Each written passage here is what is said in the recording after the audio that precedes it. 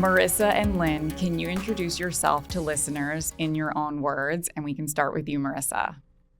Yes, hi. So I'm Marissa. I am a mom to three. My oldest is 6, my middle is 3.5, and my baby is 13 months. I have two daughters and a son. And I'm also the director of operations for White Hair Wisdom. So we get to work alongside each other, but I handle most of the behind the scenes stuff. Great. And Marissa and I have connected on Instagram just organically as moms.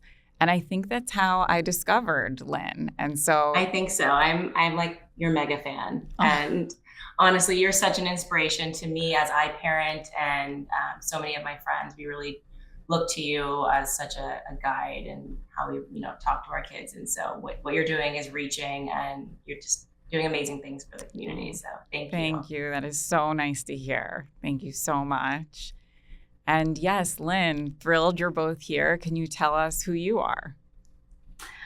Well, I have to say thank you first because you're there for my daughter, and that makes me really happy with what you're doing for other mothers and my daughter. Anyways, so I am a content creator, as you said, and I started about 5 years ago. I was a stay-at-home mom for many years. My eldest is 40, my youngest is 30. I have 4 children, 8 grandchildren, and I created a new way of spending my open nest free time to fill the voids of that heartache that you sense when your children leave the home or when your children leave. Yes. I Yeah. was going to start out by asking about that. I mean, I think it's incredible and so inspiring. I mean, for so many of us still on the journey of motherhood, and figuring out where work fits in, if it fits in, and that you found this path later on after your kids, flew off into the world. So yeah, can you get a little bit more detailed on this career you've now built in the last, you said 5 years, so it was your late 50s? It's actually like Maybe 6 we're years, going on 6 or 7 years actually. Well, it was the year before COVID, so I always my reference point. 2019. Mm-hmm. So it's getting up there, but it's become a full-time job and busy. But I mesh my life together into sort of my little forum that I have, and I saw this need for community for myself and for other mothers and mothers of all ages, and I just sort of put myself out there in all the areas that I felt educated in, because I do have a college degree, a university degree. I am a yoga teacher. I love to cook. I love to eat healthy. I love to exercise. So I put my forum out there as everything that I love in life, and wanted to share with other people because I know other people will share back. Yeah. And that will inspire me to keep going. So yes. I mean, it is incredible though. If I know listeners are like, I cannot fathom my mom even knowing how to send a text message. No, you know what I mean? I'm exaggerating, but right. There's technology involved. There's putting yourself out there involved. And yeah, how did you feel? And also what I hear from you is you just said that you put yourself out there in this form. And I think there's something to be said about that authenticity. When you really are authentically putting out who you are, it just flows. I mean, that's my experience with this. So it sounds like that's what yours has been. And that first initial leap is sort of the scariest. And then it kind of flows from there. But yeah, was it Marissa being like, Mom, you should do this? I mean, you were a stay-at-home mom, so it's not like you had experience in, I mean, not that it's performing, but do you know what I mean? Being in front of an audience or community in this format. I mean, I think the way that you say it is either you read a book or you watched someone on TV. There was someone on that inspired you that you saw, right? Well, there's a couple of things. For starters, when I turned 50, I became a yoga teacher. Not to necessarily teach yoga, but that was to put myself out there again. I've been practicing yoga for a long time. I wanted more anatomy. I wanted to know more, but I have a university degree from, years before that. So I wanted to mesh everything together to do something. I didn't know what it was. I just felt this need. And I think that, well, there is a need for, as I said, community, but I think that I'm losing my train of. You saw somebody say something about the importance of aging and learning new technologies. Exactly. So I had heard them talking about women on the internet in my age range, and that was in my, say, mid-50s, and saying it's good for our brains to learn technology because we keep learning. We can keep learning. And I mean, I love to learn. So, go back to school, study, whatever. And I thought, okay, well, I've got to figure out how to use my phone. And Marissa was online and my other kids were online. And people would say, do you see your kids? Do you see what they're posting? And I had no clue. And one day I was just kind of bored and I thought, okay, I'm going to figure this out. And I get the app and I sign on to Instagram. And I think you didn't even realize that your account was public, I think is the first thing. And then all of a sudden it just took off. Who are these people and what do they want? And they're asking me questions. And then it's like I put something else out there and it happened again. So it gave me an opportunity to say, hi, I'm Lynn, and this is my story. So it'd be my face, which kind of bothered me because I always want to say I'm more than a face. Yeah. I'm this person that's inside. And that's sort of my whole story is there's more to all of us than the facade. It's what's inside. So the big caption, the long story, the talking sort of flowed because I like to be understood just as much as I like to understand you. Yeah. And how powerful is that when you really lean into, like, I want to be more than just this appearance or this piece of content. That's where, the real magic comes, I feel. Of course, there's magic in like fashion influencers and things that are beautiful photography and things like that. But it's like that's like the content piece. And so while you were really probably striving to like be understood as more, like that's clearly what people were resonating so much with. Even if their initial like click was like, oh, this is a beautiful woman, they got to really see more of that. And that's really incredible. Something that I just want to say that's just so funny when you were talking about that people were like, do you see your kids? You see what they're posting, and you downloaded the app and you didn't know you were public. I had this issue, which I still run into, where my mom will randomly be following people. Like she was following an ex-boyfriend's wife. And I was like, Mom, what is going on? And she's like, no, they're requesting me. And she thought that everyone that's like requested to follow means that they were requesting her. And so I had to go on like a whole cleanse of like suggested follow. Oh, okay. Oh my God. And then she'd follow them again. And I'm like, no. This is not people requesting you. I think I probably did that too. That is so funny. Yeah. And then Marissa, you alongside, I don't know if it was initially, but we're clearly like a cheerleader for this. If now it's like your role is to be her director of operations for this amazing, community that she's built. Was that from the start?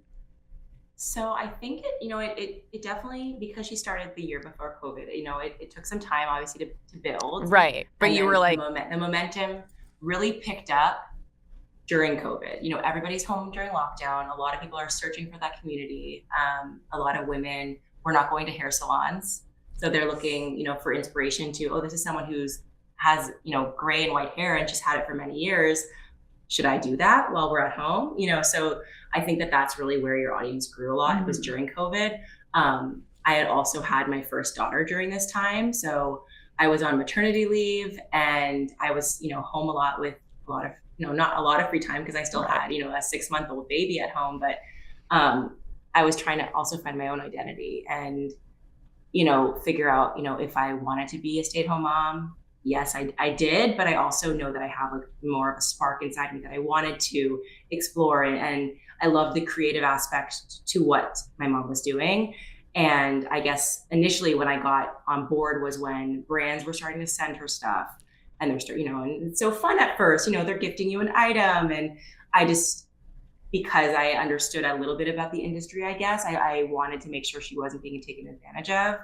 So that's kind of where I came in. I'm like, look, let me help you with this. I know, I want you to focus on what's fun and enjoyable and creative for you, but let me take kind of the more, daunting stuff off your plate so that I can make sure, if there's contracts involved, I can make sure I'm taking a look at that to make sure you're not taking advantage of. Yeah, it makes sense.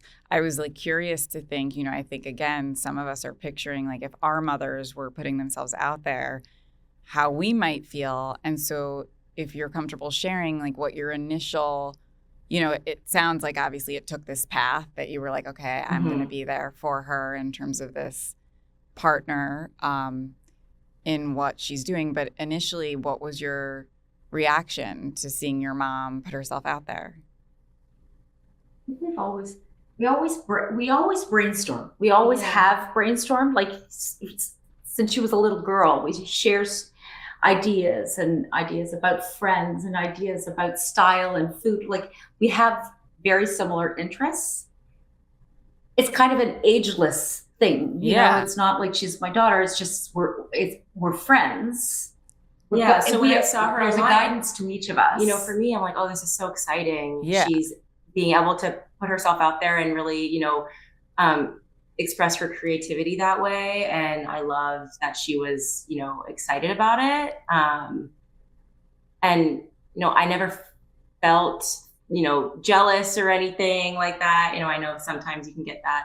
And, we can talk about more of that and, raising your kids from a young age to respect you, but also not think that you're looking down upon them, or I don't know, maybe I'm saying that incorrectly, but I think that the way that she raised me was very intentional. And I'm trying also, now that I have 2 daughters of my own, to kind of repeat some of those, lessons or, things. And so I even from a young age, I never felt competitive with her, or, I always felt like she was my biggest cheerleader. So now I kind of feel like now that I'm an adult, I can kind of reverse those roles. Yeah. And I think we're cheering for each other. Right. Like I don't feel that I don't like being front and center by myself. I like everybody being part of my circle, which is why I like having a community, because I think we are all aligning on the same issues.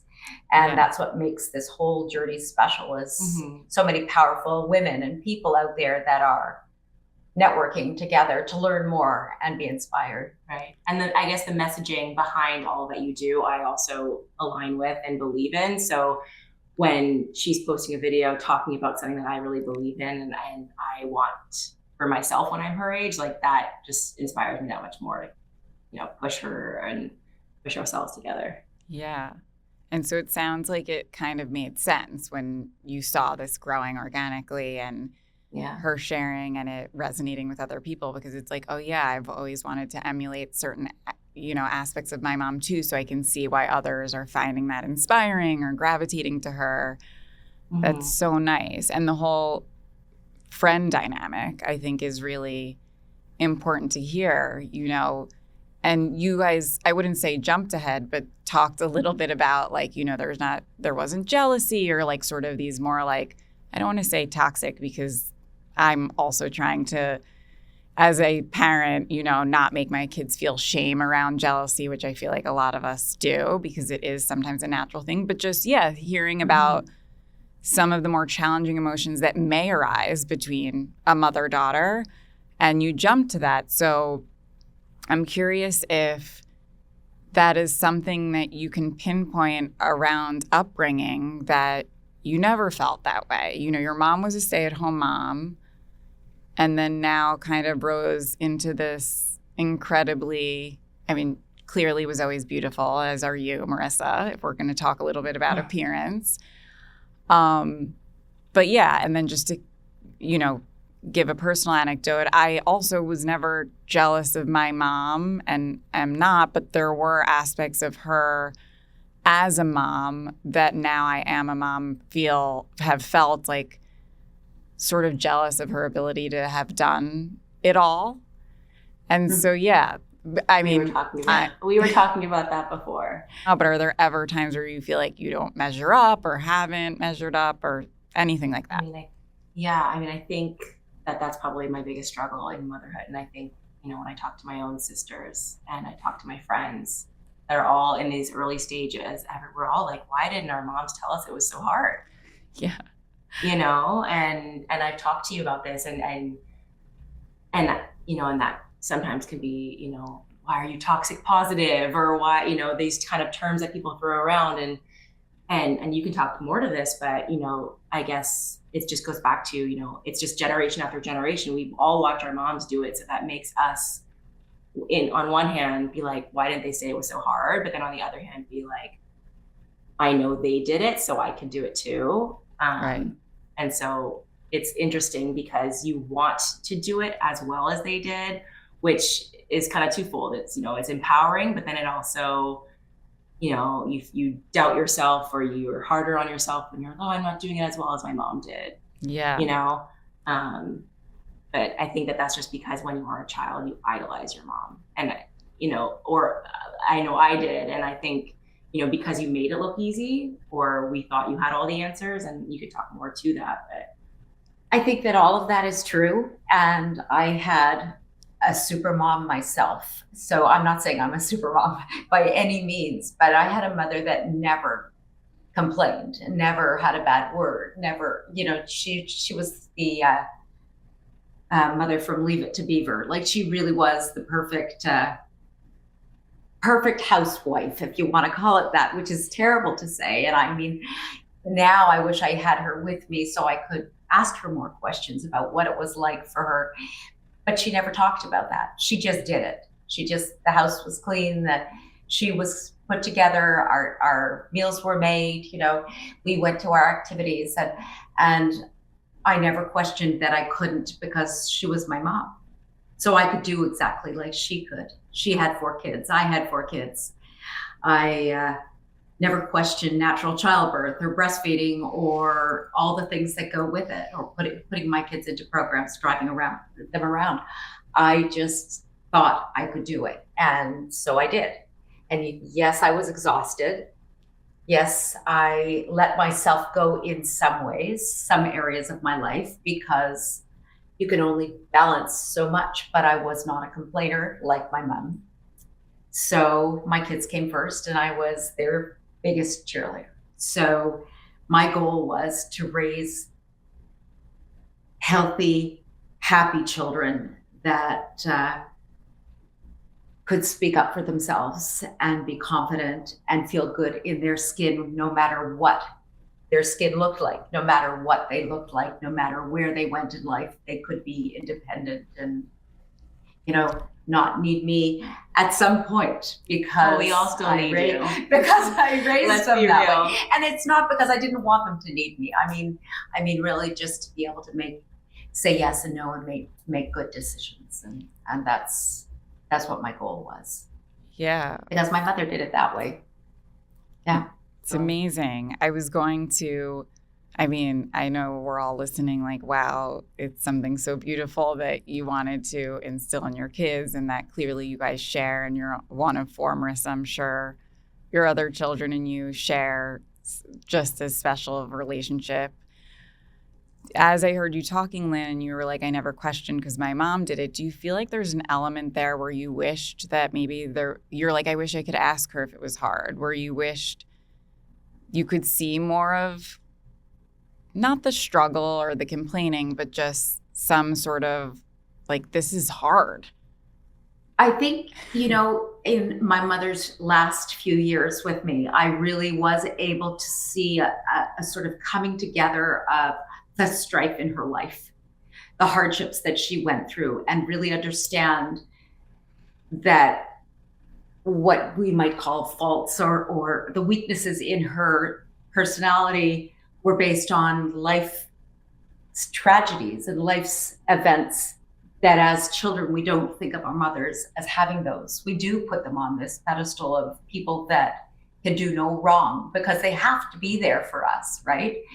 And then we realize that they're humans that had losses, that had sadness, that had many things, especially, you know, thinking of my mother growing up through the Depression. And my mother left home at 19 and went across the world for my dad. And that would be really hard for me to think about that as a mother or for my grandmother. Like, so when you start realizing the history that parents have, we realize those are the things that make us not okay, but those are also the things that make us okay, because when we realize that that's why she was that way. Yeah. That's why she didn't talk about those things, because she was protecting us. You know, when we talk about toxic positive, even, I think I choose to get up every single day and do what I do because I choose to feel grateful, even if I don't feel so grateful. You know, like even if, or even if I'm sort of challenging my day saying, oh my God, this is going on in the world, but I still need to get up because I still need to be light and bright and cheerful for everyone in my life. Yeah. And they will, and for myself, and they'll reflect that back to me. And as a group, we become more beacons in the community of creating that. It's so interesting. And I'm sure you've heard of this before, but I don't know if something like really clicked. I saw TikTok or, read it somewhere that it was like, everybody's doing life for the first time. Yes. And I think about that often because it's so true, even with our moms or our grandmothers or anybody that we meet that we think, they have all the answers. And like everyone's just doing life for the first time. Yes. I love I've seen that too. And I love that because it's so true, right? Like you have these people in your life as you grow up that you put on pedestals that you feel are these superheroes. And then, there's maybe more disappointment attached to when those people show that they're not. But then sort of something healing, like in what you said, Lynn, when you realize like, oh, it's not that they're not, it's that they're also learning and growing as they get to each stage and phase, just like we talk about kids do.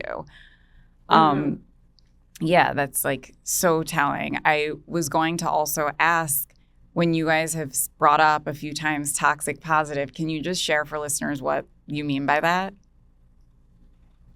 I think it's like, if I were to call my mom and be venting about, all the stuff and the stress and the amount of lives I've lived before 9 a.m. It's like, what would I say? Talking about all the things that went right. And, today's a sunny day. And it's like, well, sometimes you just want someone to sit there and let you vent, but for you, it's like, you want to be optimistic. And so I think so is that how she is? Not where you're like calling her toxic positive, but that's what you mean by the term. But you feel that sometimes when you call her, like you might get that. Well, I can understand why she would respond in certain ways because for sure, it's like I look ahead and my oldest is only 6. Yeah, I'm like, what's going to happen when these big issues happen to them? Right. Like I want to protect them and I want to be positive for them and say, oh, you're perfect the way you are. Right. Yes. But because I do think my children are perfect the way they are. But how do you listen in a way that makes them feel like you understand them? Right. I think that though what I see in society as a whole is there are a lot of people out there, and I don't know what the label for this would be, that like to commiserate. Yeah. So it doesn't go anywhere. And you're the expert here on the new age. So, that's the conversation that I don't do well with. Mm-hmm. And I'm not, if she's complaining about something in her life and I get on the complaint with her, then we are just creating this cloud of unhappiness. Right. Mm-hmm. Whereas it's like when you vent, sometimes you move through it and you come out in a better place. Yes. Feeling better about yourself. You've talked about it and then you think, okay, it is nice outside. Let's go for a walk. Right. Or let's go pick up a coffee and all of a sudden you're driving along, a song comes on the radio and that thought is gone. It's gone. Right. You've moved on rather than getting caught and dragged through the rest of your day with this conversation with other people that continues it in a negative way. Mm-hmm. So, and I even draw, and maybe I'm already being toxic positive, but when I drive my kids to school and they're already yelling at each other about what song to play, and we play Snoop Dogg's affirmation song. Yes, the best. And it's the best. And and then they're screaming in the back seat like, I choose to be happy, like I believe in myself, like all these things. It's like, it's so true. Like, and this is something that we talk about all the time, is like we choose to be happy.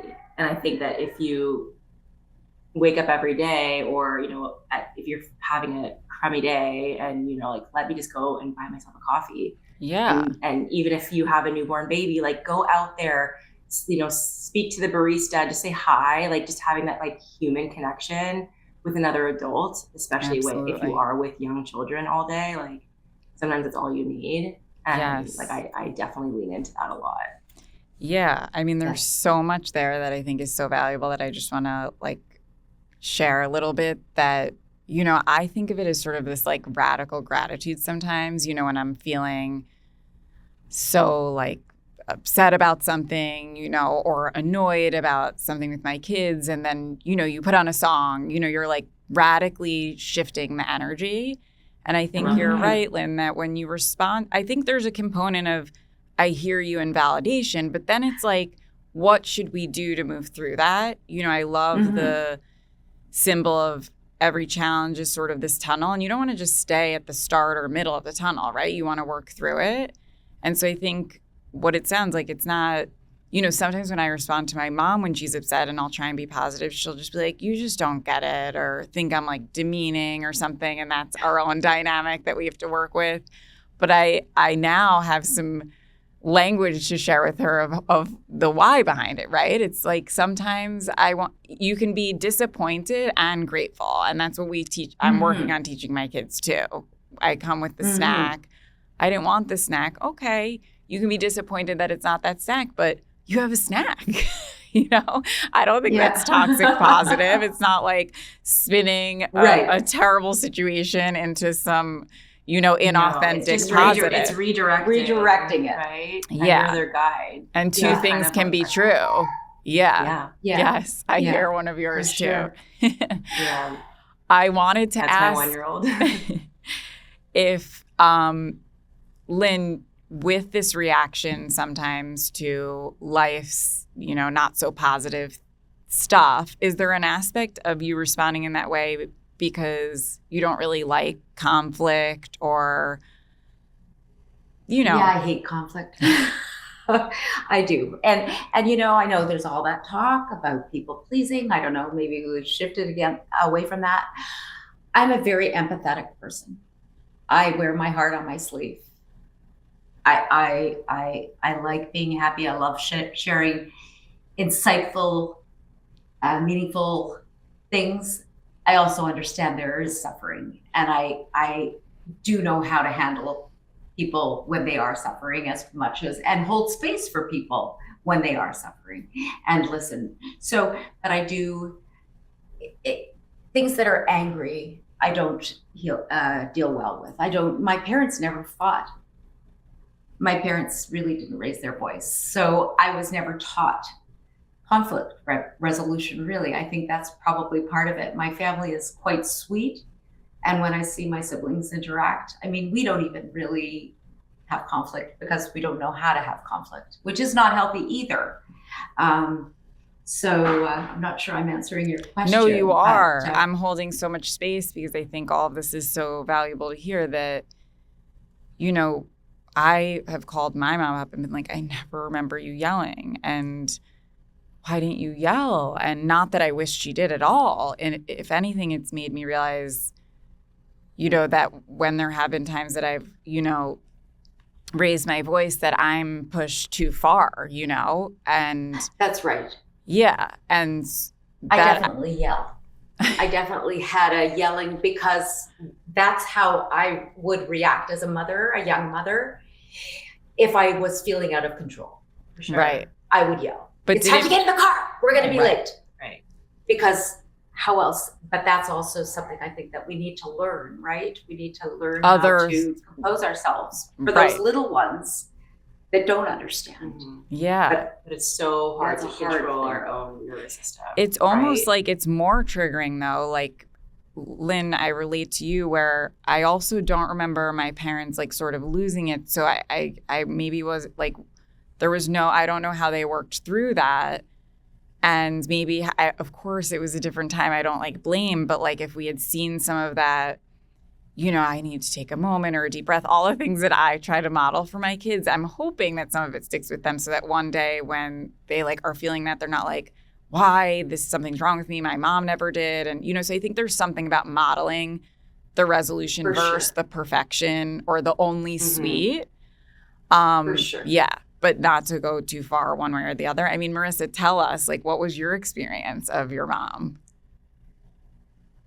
I have the worst memories. Selective amnesia. No, I really do just have a very bad memory. Okay. But And even so now, when I think back, I mean, I just remember it being like a really like we had 4 kids and we were like 10 years from the youngest to the oldest, so like there was always noise and busyness, and we had my mom was driving us around to dance all the time. We all 3 of us were competitive dancers, so we were very busy, and my brother's the oldest. So I just remember being really busy and we were together a lot. Like that's probably my biggest memory. As far as like our family as a whole, I would say. right. It just felt really like loud and lively, and so when I knew that when I wanted to have a family, I wanted to have like a noisy home, because to me, I'm like, quiet is like, it's like, what's wrong? When my kids are playing by themselves, I'm like, something's wrong. Like, what are they doing? But I always knew I wanted that like livelihood and excitement. And but we're done at 3. Three is good for me. Right. 3 is plenty. I don't know how she did 4. But I know I've heard at some point that just have to throw more in. I love loud. I love lively. I was the same, and I think that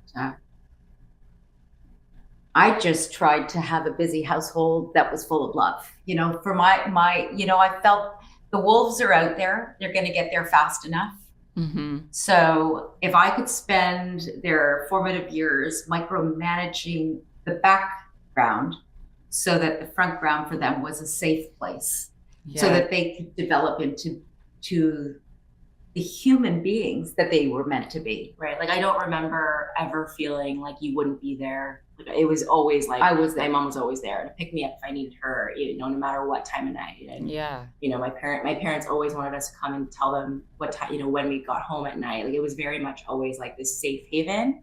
And you always told me how special I was and how loved I was and how beautiful I was. And I know nowadays it's like, oh, you don't want to tell them.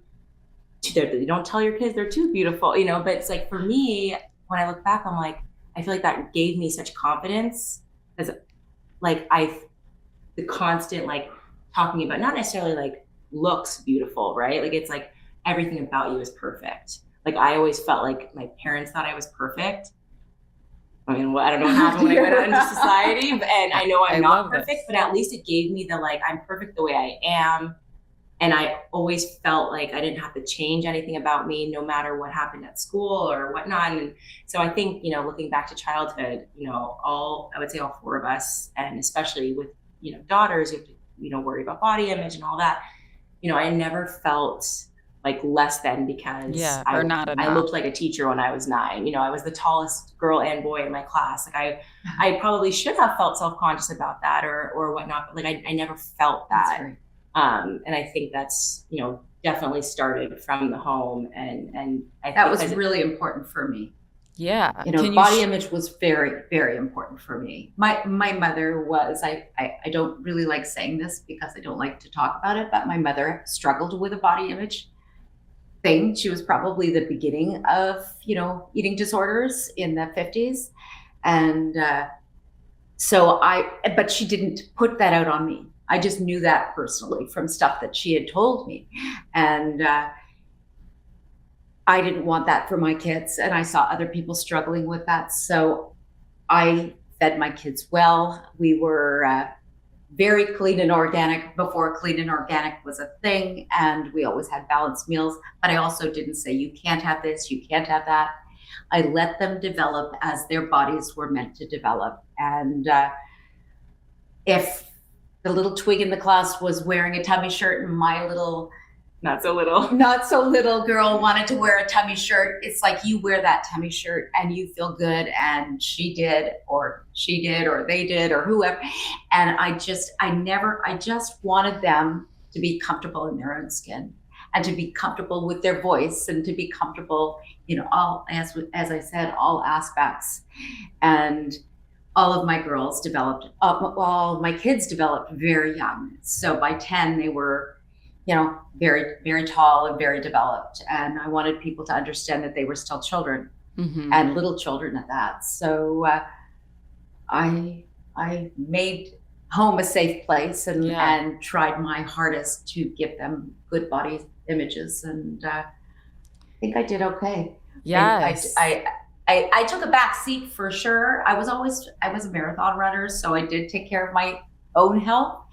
But that was on my time when they were at school. Nothing about me really was during the after school hours. Yeah, for a certain period. I know that a lot of this probably stems from emulating what you organically felt about yourself. Like, as I'm listening, I was like, my parents also would shower me with not compliments, but you're perfect, you're beautiful, all these things. But I knew my mom didn't feel that way about herself, and I don't blame her at all. But I think it's about also embodying that yourself, right? Like, no matter me, like, just that we're all perfect in who we are, right, is what you were able to share. And I think the pushback on you're so beautiful, this or that, is more just, wanting kids to feel that sort of wholeness of them as a whole. And like, we do that by also modeling that we feel that wholeness as a whole too. Right. I think it's both. And when we're just kind of focused on this external stuff, I think that's where it gets like dicey, but it doesn't sound like that's what it was. It was more it was very much like, oh, like this shirt feels really comfortable. Right. All of that. Good in it. It's, it's, you let us wear whatever we wanted because it's what we felt creative in, and it's what we felt comfortable in, and I don't really remember you ever talking poorly about your own body image, so it was, and that's, I guess, something that I'm also trying to be really conscious about. Obviously I've had 3 children in the last 6 years, so my body's gone through lots of changes, but I'm like very careful about what I say in front of my kids. Yeah. And, obviously I like to have my hair done, but, a lot of the times we'll just air dry it and it's curly and it's frizzy, but I want my kids to know that, if they have naturally curly frizzy hair, like that's totally cool. Right. So it's a struggle, but it's, it's just something to be conscious about. Yes. And I know we're out of time, but if you could just share 1 or 2 things about what it was like in that same aspect with your mom and watching her, like in terms of appearance. I mean, maybe in childhood, but also now she's grown this community by embodying and embracing, I don't even want to say embodying aging because you don't, but embracing aging with confidence. And so there is this aspect of appearance, right? You're showing your body and your beauty in such a classy, amazing way, by the way, but there is sort of this component of appearance. And you're stunning. You both are. But Marissa, growing up, did you feel there was any like real emphasis on appearance, and then now seeing Not what really. she's built? I mean, because like I said, we all danced, and I think you did too as well. So, when you're doing stage makeup, it's like it's about the creativity, right? Yeah. Like, expression. I didn't do any of that. Like, I didn't do any of the push for that, though. I didn't do any of we ended up teaching ourselves. If they wanted to wear makeup, I was the mother. They did what they did, and I was there with them. But I wanted them to do it because they were passionate about it. I didn't want to be the stage mom putting on the makeup for them. I knew how to put on makeup.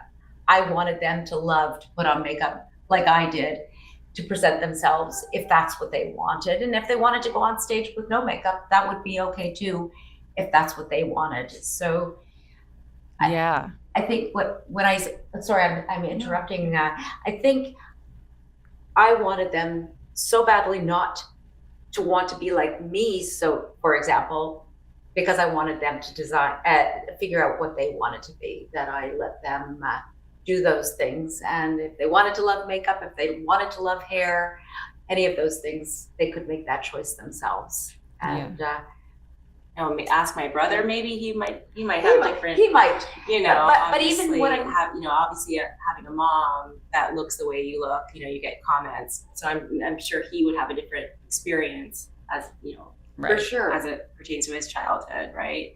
Than we did maybe. But obviously boys at school would say, oh, you have this beautiful mom, Right. And he hated that. But then that's something I guess he had to work through too. And I was definitely the mom in the back.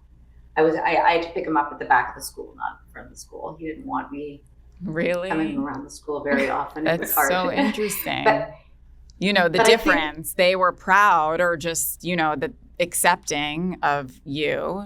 And yeah, it's different for a boy, clearly, in this scenario. Yeah. maybe not nowadays as much. No, I think he's pretty supportive of you online. Now too, he's for sure. now he's quite supportive, and I think he understands. Like, I'm not putting myself out there for people to say you look Right. great, or because again, it's a feeling. Everything's a feeling. Even when I express to my kids they look beautiful, it's not because of the exterior facade. Yes. It's the package. Like when you see someone that's a dear friend, oh my God, you look so good. You're not Right. looking at their bag.